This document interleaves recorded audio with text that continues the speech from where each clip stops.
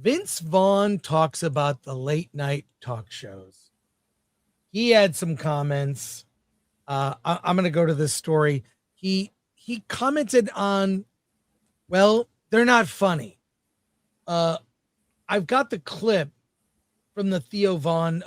Is it Theo Vaughn podcast? Yeah. Let's see. I mean, people wrote stories about this. Let's look at the actual clip and see what he has to say. Because Vince Vaughn being more outspoken lately. He describes himself also as a libertarian, which actually in Hollywood isn't allowed. You're not allowed to have more than you are allowed to have one way of thinking, and that's it. There's one choice. That's all you get. But when you think outside the box, you get a Vince Vaughn. Yeah. Well, let's also be real. Republicans in Hollywood describe themselves as libertarians. True. So let's look at this clip. Why a lot of the late shows have struggled. Because all they did during the only person they can make fun of at a certain point was just like white redneck kind of people, and it fucking tanked, and then everything tanked after that. Think about that. But see, they never get it right. The podcasts have gotten so much more popular with less production, less writers, less staff. And the reason why is two people working here, and both of them are hungover. That one guy has shingles, but the place is clean. I like that. You keep a clean place. Thank you. Yeah, we did a vacuum. But yeah, because people want authenticity. Yeah, and I think that the talk shows, to a large part, became really agenda based. Yeah, they were going to evangelical people to what they thought. You know what I mean? And so people just rejected it because it didn't feel authentic. It felt like they had an agenda. It stopped being funny, and it started feeling like I was in fucking a class I didn't want to take. But if you look at what happened to the talk shows and why their ratings are low, it's got only to do with the fact of what you just said, which is they all became the same show. Yeah. And they all became so about their politics and who's good and who's bad. And it's like, imagine sitting next to someone like that on a fucking plane. Oh, bro, you'd be like, how do I get out of this fucking seat? I would fart right next to Holy cow. Yeah. You fart your way out of it. Yeah, dude, I would. Oh, I would for sure. And I'm sorry. Skunk, the skunk's the king of the jungle. Okay. I kind of like that solution to, fart your way out of it.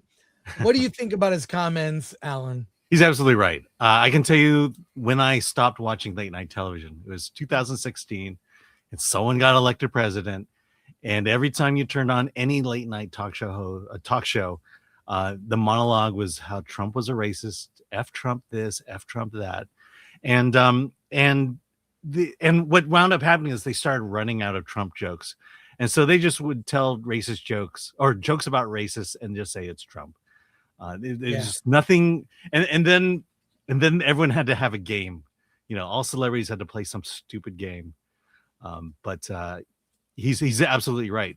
And that's what killed the long tradition of the talk show, the late night talk show. I mean, it's a dead format, along with sitcoms with a studio audience where people clap and laugh at everything. Those don't work now. I think post things like The Office, that's more a style of shooting a comedy or Curb Your Enthusiasm, a different way of shooting it. And in some ways could be cheaper that way. But like that talk show format, he said it, people want authenticity. Yeah. And you get that with YouTubers. I mean, even CNN is trying some pathetic attempt to be authentic. They went into Jake Tapper's office, where apparently he collects campaign memorabilia from losing presidential campaigns.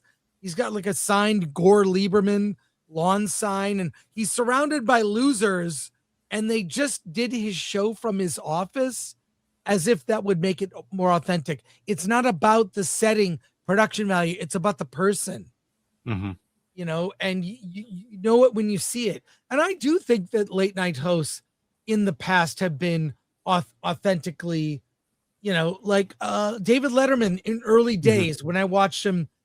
I was watching him in the 80s. He was great. He seems like he was kind of doing we know this is unprofessional, and sure, I'm wearing a suit, but we're going to do these weird gags, stupid human tricks and stuff. Listen, late night is a dead format. They would save a lot of money by canceling all these shows. Yeah, or at least dropping its budget like in half. You don't need that many people. You don't need that many writers. And you're right. Letterman, Leno, and Carson. Those were my late night. Oh, and Conan O'Brien. Those are the guys I watched. And I've watched them all fairly religiously. And then I gave up on them. Project Hail Mary offers 4 lessons Hollywood should learn, but won't. This story caught our attention. Let's take a look at it. Alan, I believe you have notes. Yes. For this. All right. So lesson. Oh, go ahead. Do you need to pull up? Go ahead. Go ahead. Okay. Lesson number 1: assume audiences are smart. Studios shouldn't dumb things down. Project Hail Mary proves that audiences can handle complex, science-heavy storytelling without constant hand-holding. Like Oppenheimer, it succeeds in trusting viewers to keep up rather than over-explaining everything. Do you want to respond to that, or do you want me to keep going? No, keep going. Okay, number 2, embrace sincerity and optimism. The film leads into genuine, hopeful storytelling instead of cynicism.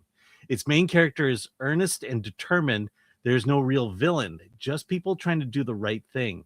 This old-school optimistic tone makes the story feel refreshing and emotionally satisfying. Number 3, patience can be a virtue. Not every scene needs to push the plot forward. The film allows quiet, emotional moments that add depth.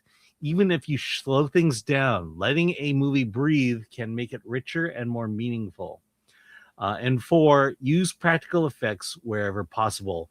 Real sets, animatronics, the physical environment creates more authentic feel than heavy CGI.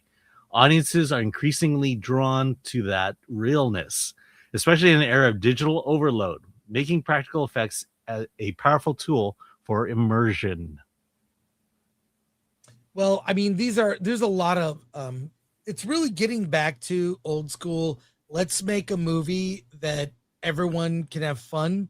It's not a movie for kids.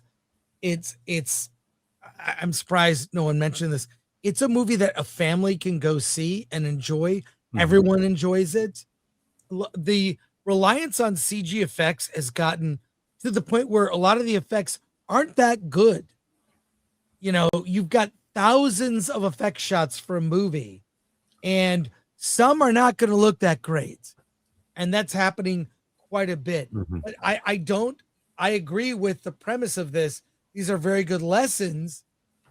There should be a return to optimism. I think part of the reason Project Hail Mary has been so popular is because it's optimistic. It's you know, it's inspiring.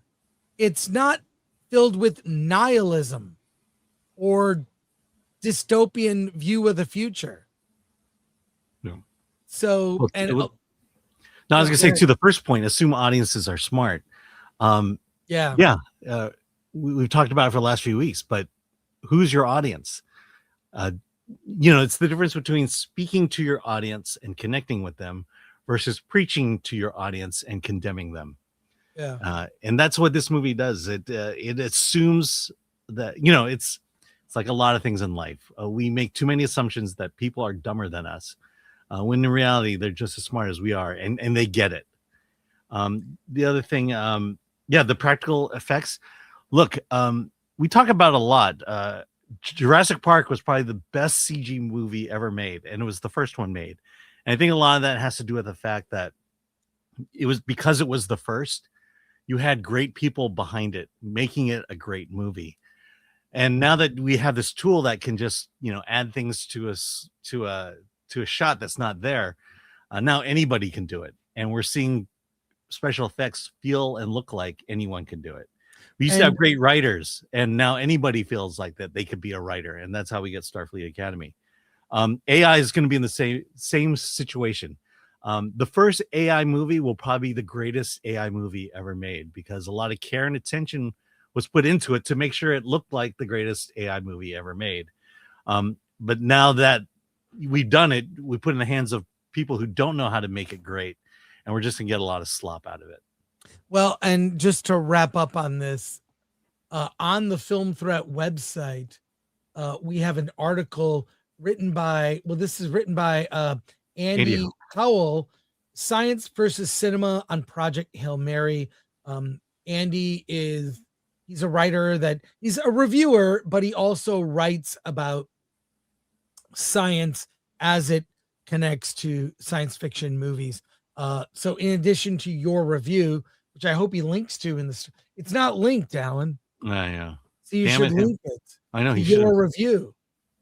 You're the editor of the site. You can do. Anyways, this just went live, and I'm dying to read it, so I'll check it out. Yeah, it's really good. Apparently, Andy Howell, our writer, knew Andy Weir from long ago, and actually got to read and consult on early drafts of Project Hail Mary.